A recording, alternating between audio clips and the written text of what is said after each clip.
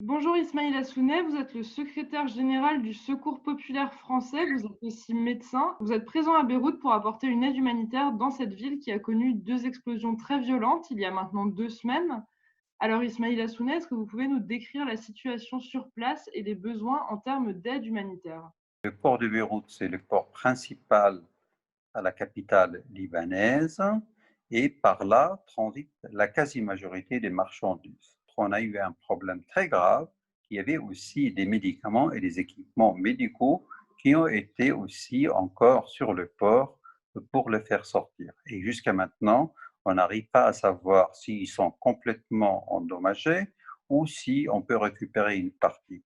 C'est pour ça que l'aide internationale a été axée principalement sur les médicaments et les équipements médicaux pour faire face à la situation. Moi, je parle maintenant médecin. 14 jours après, il y a un épuisement du stock des médicaments et des équipements dans tous les hôpitaux. Donc là, l'aide internationale arrive avec le matériel, etc. Et on espère qu'on peut, grâce à cette aide, trouver un équilibre. Mais ceci étant, le nombre de personnes touchées par le Covid-19 a augmenté très sensiblement les derniers jours. Ce qui fait que on craint aussi une augmentation de personnes qui vont et qui doivent être hospitalisées, qui nécessitent un nombre de lits supplémentaires et des médicaments aussi supplémentaires. C'est pour cela que le gouvernement libanais, étant donné qu'il ne peut pas gérer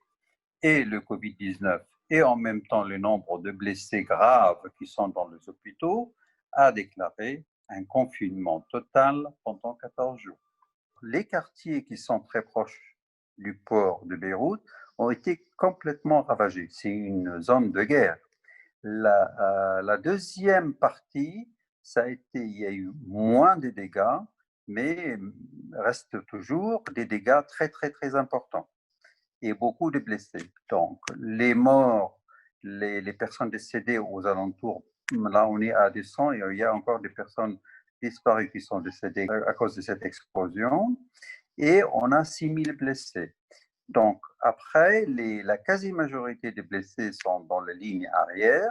Et ces blessés-là, c'était des blessés aussi pratiquement des blessés de guerre avec des éclats du métal, des éclats de verre, perte de substances.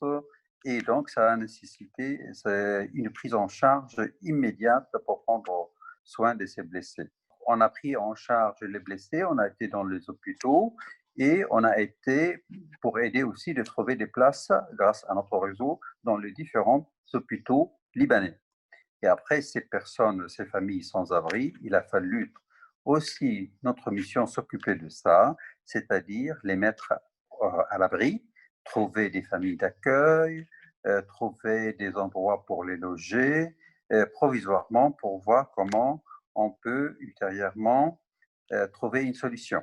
Ces enfants, ces familles, ils avaient besoin du tout, c'est-à-dire de l'eau, des produits de première nécessité. La crise au Liban, c'est d'abord une crise politique, après ça a été une crise économique, après financière, après le Covid et après l'explosion. Le peuple libanais, et tout le monde s'accorde à ça, n'a plus de confiance dans le gouvernement actuel, quoi qu'il fasse les Libanais. Le scrutin majoritaire, le scrutin, le changement du gouvernement, etc. Tant qu'il n'y a pas un équilibre, on appelle ça géopolitique régional, favorable à la stabilité du Liban, le Liban ne pourra jamais trouver la stabilité. C'est pour cela qu'il a besoin d'une aide internationale, cette fois-ci politique, efficace, pour maintenir l'équilibre. Les Libanais n'ont jamais été par eux-mêmes seulement, comment dirais-je, maîtres de leur destin.